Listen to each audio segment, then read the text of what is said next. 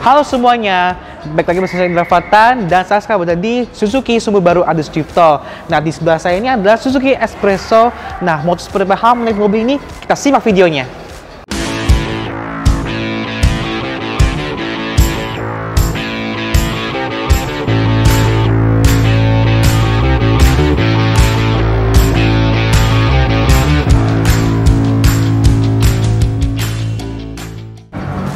Espresso ini sebenarnya udah hadir di India, negara asalnya itu sejak tahun 2019.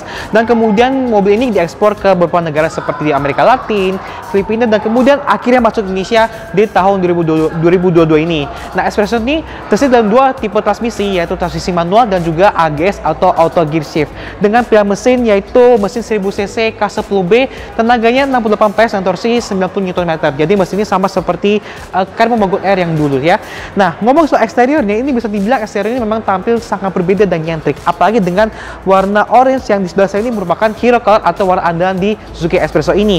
Nah, di sini memang bentukannya itu dia cenderung mengotak ya, dia cenderung seperti kayak city car Alto. Kalau kalian tahu, Alto itu adalah city car Suzuki yang paling kecil dan paling murah. Lalu kemudian dia sering nge-gym, kemudian jadilah seperti Suzuki Espresso ini karena dia memang bodi itu ngotak terus keker gitu ya, khas dengan SUV. Apalagi dia punya bumper itu ya, kalau lihat bumper ini dia cukup tinggi tinggi banget sehingga punya kesan yang sangat-sangat ala SUV. Terus juga nah, grillnya ini mau dibilang sangat nyentrik ya, sangat menarik karena memang bentuknya itu 4 buah chrome menonjol seperti ini yang mengingat saya pada Suzuki Jimny. Nah, sini oke lah ya. Terus mengenai lampunya sudah mengenai halogen, memang masih ya harganya masih seperti ini, tapi kalau lihat di garis-garis ini ada kayak kotak-kotak menarik, memang sangat menarik seperti itu. Nah, lanjut, ini yang antenanya masih antena model yang biasa seperti itu, yang sangat panjang. Lalu di sini di bagian sampingnya, ini memang dia bentuknya mengotak dengan spion, suara bodi, tapi memang lampu senya atau bagian ventil sebelah sini. Nah, biar tampilan Space Espresso ini nggak terlalu pos-pos banget, ini sekarang dia tambah berbagai macam aksesoris di bagian samping sini. Contohnya, dia sekarang mendapatkan pelek alloy ukuran 14 inci, padahal di India sana itu peleknya itu masih menggunakan pelek kain dikasih cover top. Lalu di bagian sini, dia dikasih juga side body molding yang menambah kesan aura SUV-nya. Nah, sekarang menuju ke bagian belakangnya. Nah, sekarang saya di bagian belakang dari Suzuki Espresso. Nah, memang tampilan itu memang lebih sederhana ya. Meskipun begitu, dia sekarang dilengkapi dengan ada rear spoiler seperti ini. Kemudian ada bumper belakang yang kelihatan gagah seperti halnya SUV. Dan bentuk desain itu seperti di bagian depan sana. Kemudian lampunya masih halogen. Ada reflektor juga dan ada defogger walaupun belum ada wiper belakang. Nah, untuk buka pintu bagasinya itu memang masih secara konvensional karena dia ada colokan kunci untuk membuka pintu bagasinya. Dan juga untuk buka pintu bagasi juga bisa melalui ada tos di bagian bawah jok depannya itu. Nah, kita akan buka pintu bagasinya seperti ini. Nah, seperti ini caranya. Nah, jadi ini ruang bagasi dari Suzuki Espresso yang memang kelihatan cukup besar dan dia juga dilengkapi dengan cover sehingga kalau misalkan dari luar itu nggak kelihatan barang-barang di dalamnya, dan juga bisa dipakai buat taruh barang-barang di sebelah sini. Jadi karena memang cover ini dia cukup solid ya, bahannya seperti itu. Nah, bagasi ini memang kelihatannya cukup besar dan cukup dalam juga, dan dia di bawah sini juga ada ban serep yang digunakan untuk saat dalam keadaan darurat. Atau kalau misalkan masih merasa kurang luas, bisa kita pakai ngelipat jok belakang itu full untuk lipat. Jadi ada tuas di sini nih. Di sini tuh dan kiri kanannya bisa dipakai untuk melipat jok belakangnya untuk buat bagasinya lebih luas. Nah, sekarang menuju bagian interiornya. Nah, sekarang saya berada di interior dari Suzuki Espresso dan memang untuk memang desain itu walaupun dia sederhana tapi dia ada sisi nyentriknya juga, terutama di bagian tengah sini. Jadi bagian tengah ini adalah sebuah lingkaran besar yang isinya adalah ada speedometer, ada head unit dan juga untuk tombol power window juga. Nah, memang untuk paling instrumen ini memang saya hanya ada speedometer, ada MID kecil gini sama buat lampu indikator saja, nggak ada tachometer buat mengetahui RPM. Jadi kalau misalnya kita lagi berkendara gitu, kita pakai feeling untuk ngetahui oh apa RPM buat ganti giginya seperti itu. Lalu di sini ada head unitnya. Ini head unitnya memang sudah touchscreen, ukuran itu 6,8 inci dari GVC. Tapi memang untuk fitur-fitur juga memang tergolong basic ya. Dia ada radio, ada Bluetooth juga, ada USB aux, dan memang untuk mindahin ke tombol-tombol sini memang agak delay di sini, jadi memang ya tergolong cukupan walaupun tidak se-advance seperti mobil-mobilnya harganya di atasnya seperti itu. Lalu di tengahnya, nah ini tombol yang sangat unik karena dia bukan cuma hazard tapi juga ada tombol buat power window-nya. Jadi memang biasanya kalau di mobil biasanya itu power window-nya di sebelah kiri kanan sini, tapi untuk mungkin demi apa ya lebih efisien dalam ruang interiornya, maka tombol untuk power window dipindah ke bagian tengah sini. Jadi ini kayak gitu contohnya, kita turunin. Nah, di sini nih. Jadi memang beberapa mobil kayak Suzuki ini memang seperti ini untuk power kayak Alto, kayak Espresso, sama selainnya juga begini modelnya ya. Nah, di bawah sini ini ada tombol AC. Pengatur AC sudah sangat lengkap untuk ini, untuk pengaturan semburan, untuk kecepatan angin, dan juga untuk suhunya juga. Nah, lalu di bagian sini juga ada power outlet, dan ini ada cup holder juga. Nah, ini transmisinya ini sudah menggunakan AGS. Jadi ini AGS ini sudah dipakai oleh beberapa city car Suzuki di sini kayak Ignis, kayak Karin Wagon R, ini semua menggunakan AGS atau auto gear shift. Gitu. Nah, ini adalah masih rem masih model konvensional. Dan ini joknya memang masih model headrest menyambung seperti ini, tapi memang lumayan enak diduduki juga.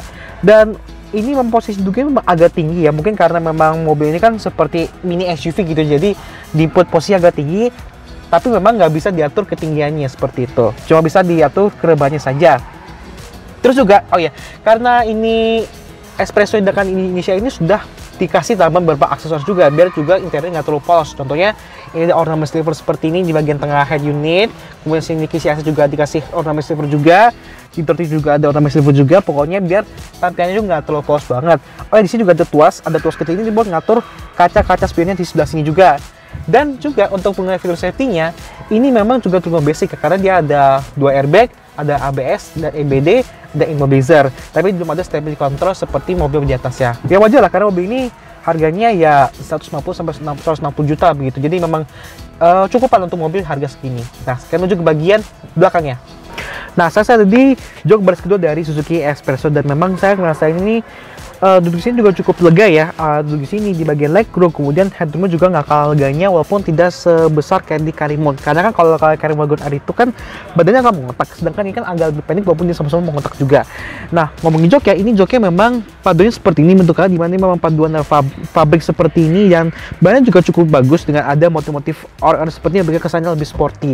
Tapi memang ini headrestnya itu model menyambung seperti ini dan agak pendek, jadi kalau untuk rasa ini agak kurang terlalu nyaman ya gitu.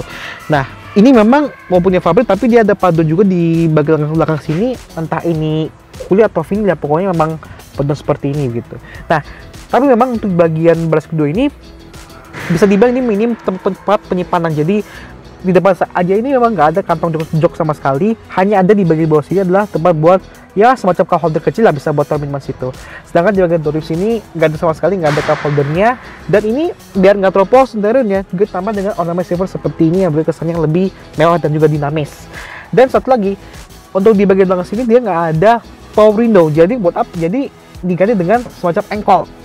Nah, seperti ini nih bukannya. Jadi memang di sini power window hanya di dua depan sana seperti itu.